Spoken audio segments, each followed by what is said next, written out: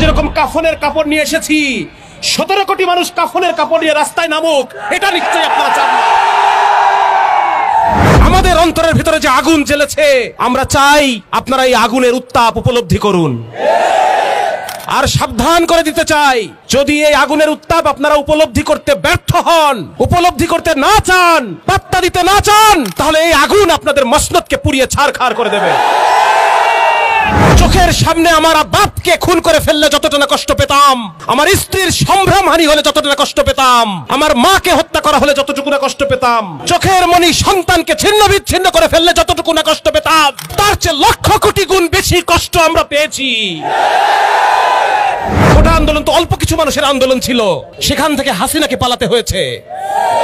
হাসিনা পাত্তা দেয় নাই বলে আজকে আপনারা যে 17 কোটি মানুষের অন্তরের আঘাতকে পাত্তা দিচ্ছেন না, এর পরিণতি কি হবে এটা তো আপনারাই আমাদের চেয়ে বেশি ভালো জানেন। সম্মানিত তৌহিদি ভাইরা, আমরা আজ এখানে কোন ক্ষমতার দ্বন্দ্বে আমরা আসি নাই, আমরা এখানে ক্ষমতাও চাই না। আপনারা যে ক্ষমতা নিয়ে বসে আছেন, সেই ক্ষমতার প্রতিদ্বন্দ্বিতার মধ্যে আমরা নাই।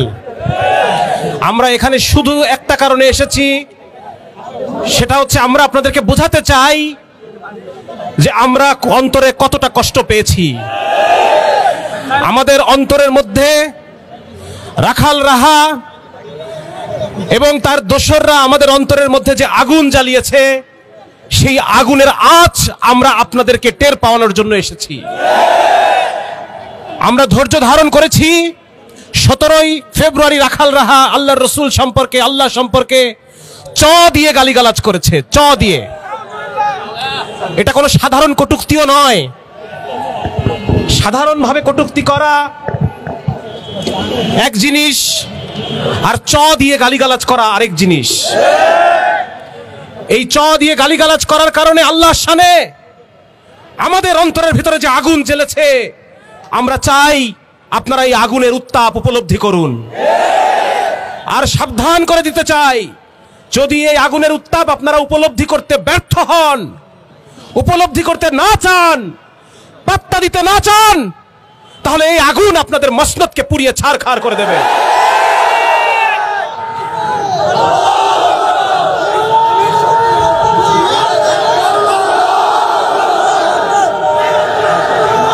আপনাদেরকে আমরা বোঝাতে চাই, চোখের সামনে আমার বাপকে খুন করে ফেললে যতটা না কষ্ট পেতাম, আমার স্ত্রীর সম্ভ্রমহানি হলে যতটা না কষ্ট পেতাম, আমার মাকে হত্যা করা হলে যতটুকু না কষ্ট পেতাম, চোখের মনি সন্তানকে ছিন্ন বিচ্ছিন্ন করে ফেললে যতটুকু না কষ্ট পেতাম, তার চেয়ে লক্ষ কোটি গুণ বেশি কষ্ট আমরা পেয়েছি। নবীর অবমাননা আমাদের অন্তরে কতটুকু আগুন জ্বালাতে পারে, এটা আপনারা বুঝে নেন। আর যদি বুঝতে না চান, এর পরিণতি খুব একটা সুখকর হবে না।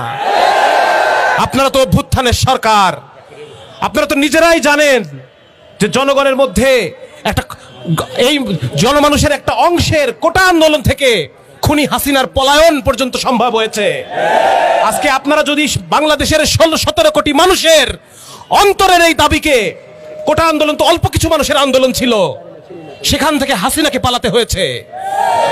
হাসিনা পাত্তা দেয় নাই বলে আজকে আপনারা যে 17 কোটি মানুষের অন্তরের আঘাতকে পাত্তা দিচ্ছেন না, আমরা যে একের পর এক ধৈর্য ধারণ করছি, আমাদের ধৈর্য ধারণকে যে আপনারা দুর্বলতা মনে করছেন, এর পরিণতি কি হবে এটা তো আপনারাই আমাদের চেয়ে বেশি ভালো জানেন। আপনাদের সব কাজ চলছে, কিন্তু আমাদেরকে যে উস্কানি দেওয়া হচ্ছে, সেই উস্কানি আপনারা থামানোর জন্য কোনো ব্যবস্থা নিচ্ছেন না। উস্কানি দেওয়ার পরে ফল, এর পরিণতি কি হয় এটা কি আপনারা জানেন না? আপনারা শুধু তৌহিদি জনতার দোষারোপ করেন, কিন্তু তৌহিদি জনতাকে যে আমাদের অন্তরকে যে একের পর এক উস্কানি দেওয়া হচ্ছে, সেই উস্কানি বন্ধের কোনো গরজ আপনাদের নাই। সুতরাং আপনাদের সাথে আমরা ক্ষমতার দ্বন্দ্বে জড়াইনি। আপনাদের সাথে আমাদের একটাই ইস্যু, আপনাদের কাছে আমাদের একটাই দাবি, এটা কোনো অনুরোধ নয়, এটা আপনাদের দায়িত্ব স্মরণ করিয়ে দেওয়া এবং আপনাদেরকে হুঁশিয়ারি দেওয়া। আজকে যেরকম কাফনের কাপড় নিয়ে এসেছি, 17 কোটি মানুষ কাফনের কাপড় নিয়ে রাস্তায় নামুক, এটা নিশ্চয়ই আপনারা চান না।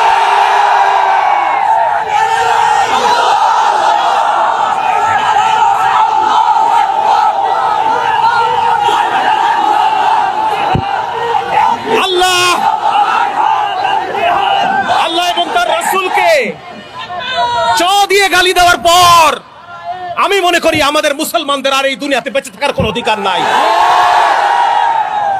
এজন্য সংগ্রামী ভাই, তৌহিদি ভাইয়েরা, আমরা ধৈর্য ধারণ করেছি।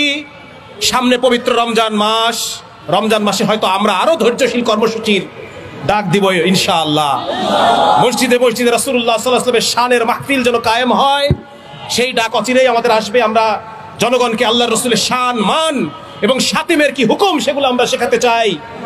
এজন্য আমরা মসজিদে মসজিদে আমরা কর্মসূচি দিব ইনশাআল্লাহ। এই মাসটা আমরা ধৈর্য ধারণ করব এবং আমরা সফট কর্মসূচি দিব। যদি রমজান মাসের মধ্যে তারা কোনো সিদ্ধান্ত নিতে ব্যর্থ হয়, তারা যদি কোনো ব্লাসফেমি আইন প্রচলন করতে ব্যর্থ হয়, তাহলে রমজানের পরে কাফনের কাপড় নিয়ে সবাই রাস্তায় চলে আসবে। যেই জমিনে আল্লাহকে চ দিয়ে গালি দেওয়া হয়, যেই জমিনে রাসূলকে চ দিয়ে গালি দেওয়া হয়, সেই জমিনে আমি আর বাঁচতে চাই না। এই রাখাল রাহা আমার আপনার সন্তান সামনের বছর থেকে যে বই পড়বে সেই বই সে লিখেছে। তাহলে সে যদি আল্লাহকে চ দিয়ে গালি দেয়, আমাদের সন্তানকে সে কি শেখাবে চিন্তা করে দেখে।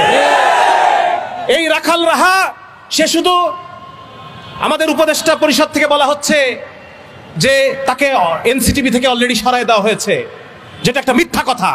আমরা জানতে পেরেছি যে তাকে এখনো পর্যন্ত সরানো তো হয় নাই, বরং সে নিজের পছন্দ অনুসারে 16 জন ব্যক্তিকে ন্যাশনাল কারিকুলাম লেখার জন্য দায়িত্ব দিয়েছে।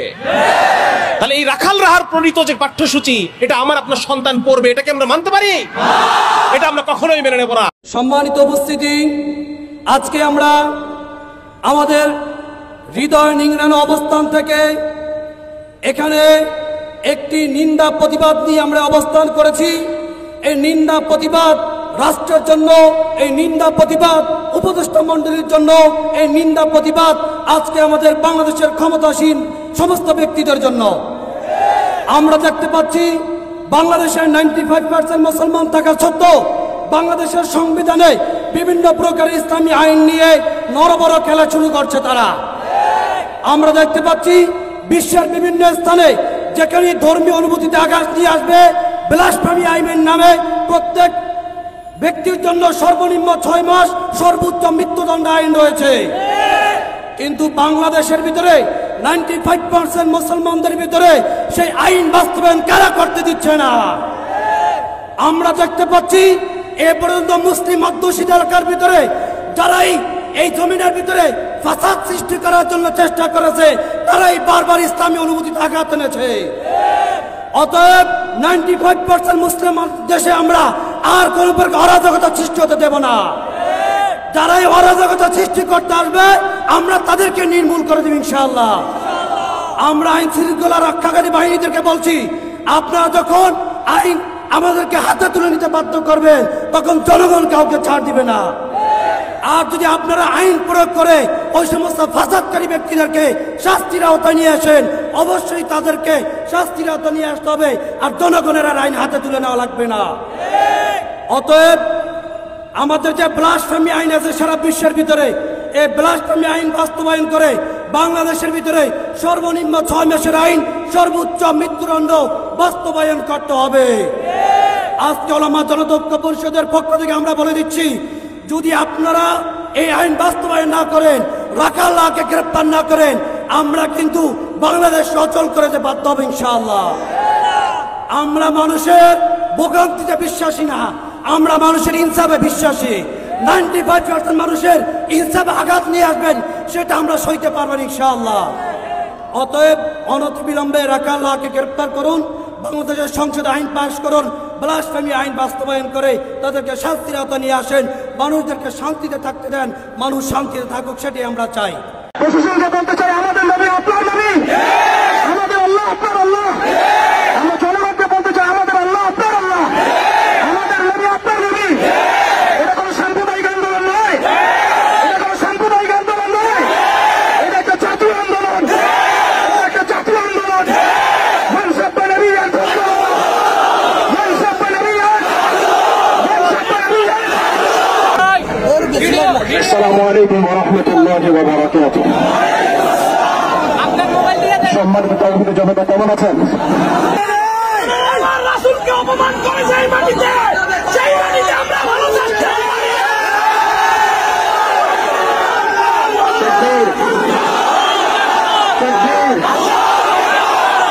الرحيم بسم الله الرحمن الرحيم الحمد لله نحمده ونصلي على رسوله الكريم أما بعد সম্মানিত তাওহীদ জনতা আপনারা সকলে জানেন যে আমরা কি উদ্দেশ্যে এখানে একত্রিত হয়েছে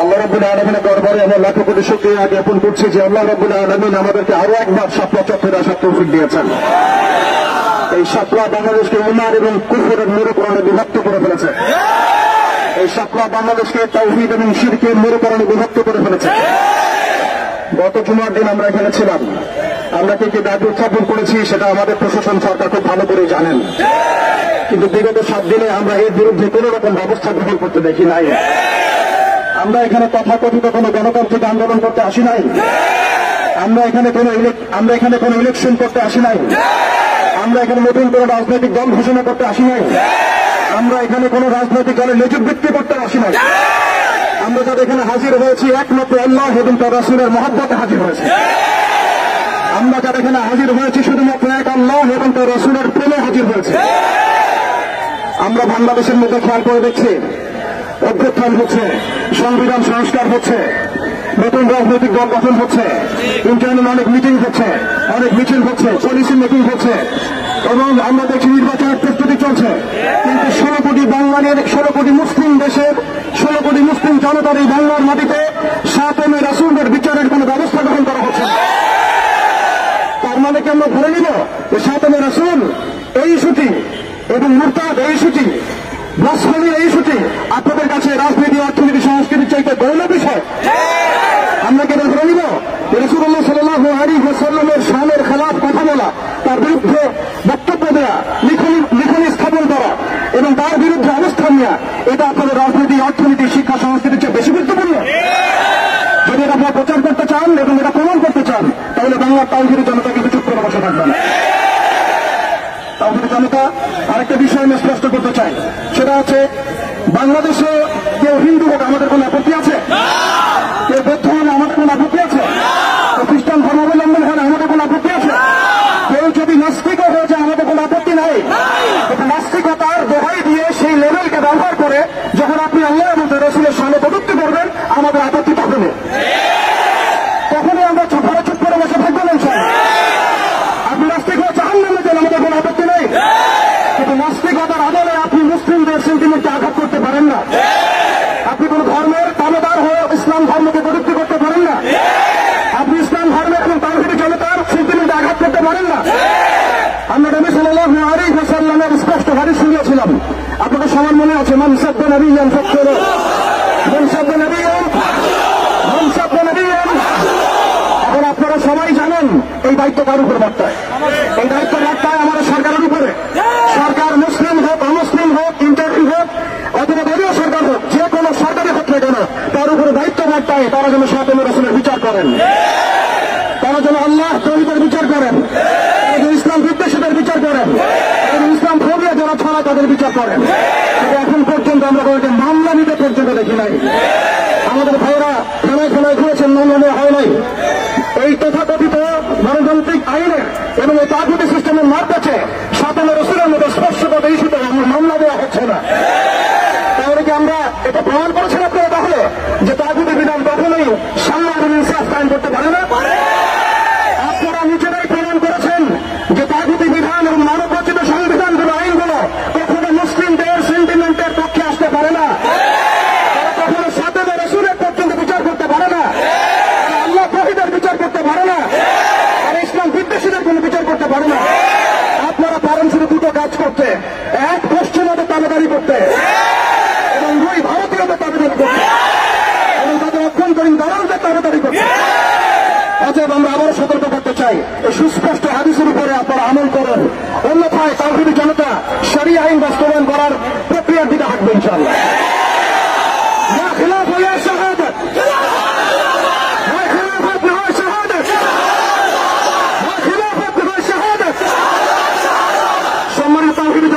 আমি আপনার কথা শেষ করবো আমরা তাওহীদি সিস্টেমের কাছে আবদার করতে আসি নাই বরং আমরা অধিকার পেশ করতে এসেছি এটা আমাদের কোনো দাবি না বরং মৌলিক অধিকার আমরা এখানে বিগত জুমায় রাখাল রাহা এবং তার দর্শকদের ব্যাপারে ব্যবস্থা নেওয়ার জন্য এখানে এসেছিলাম এই দাবি উত্থাপন করার জন্য এসেছিলাম কিন্তু আমরা এর কোনো বাস্তব প্রতিফলন দেখি নাই।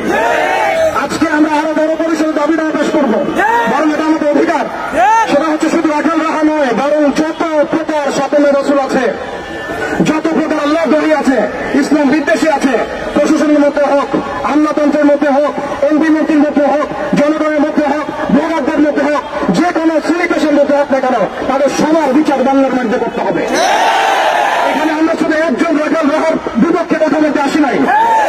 আমরা রাখাল রাহার যত রকম বছর আছে, তাদের আছে, সবার বিরুদ্ধে আমাদের অবস্থান স্পষ্ট করতে এসেছে। দ্বিতীয় কথা হচ্ছে, এই সিস্টেম প্রণয়ন করতে হবে এমন ভাবে যাতে আন্তর্জাতিক বিচার ব্যবস্থাকে পর্যালোচনা করে এমন একটা ব্লাসফেমি আইন বাংলাদেশে প্রণয়ন করা হয়, যাতে এই বিষয়গুলো বিচারতে হয়। ইন ফিউচার, ভবিষ্যতে বাংলাদেশের মাটিতে কেউ আল্লাহ এবং তার রাসূলকে কটূক্তি করার সাহস না পায়। এমন একটা আইন আমরা প্রণয়ন করতে চাই আপনাদের মাধ্যমে, এবং এমন একটা আইন প্রণয়নের দাবি করতে চাই আপনাদের কাছে, যে আইনের মধ্য দিয়ে আগামীর বাংলাদেশে কোন প্রজন্ম গড়ে উঠবে না যারা আল্লাহ এবং তার রাসূলকে গালিগালাজ করে। আমরা জানি আপনারা শরিয়া কায়েম করতে পারবেন না, আমরা জানি আপনারা ইমারা কায়েম করতে পারবেন না, আমরা জানি যে আপনারা আল্লাহর বিধানকে আল্লাহ জমিনে বাস্তবায়ন করার ক্ষমতা রাখেন না, কিন্তু অন্তত সাতেমদের বিচারের আইনটা বাস্তবায়ন করে নিজেদের ইমান এবং মুসলিমত্বের মুদ্রিত পরিচয়টুকু দেন। তাওহীদি জনতা, আমরা শেষ কথা বলছি এটাই, যে আমাদের সরকার এদের বিরুদ্ধে আমাদের অবস্থান নয়, আমাদের প্রশাসন তাদের বিরুদ্ধে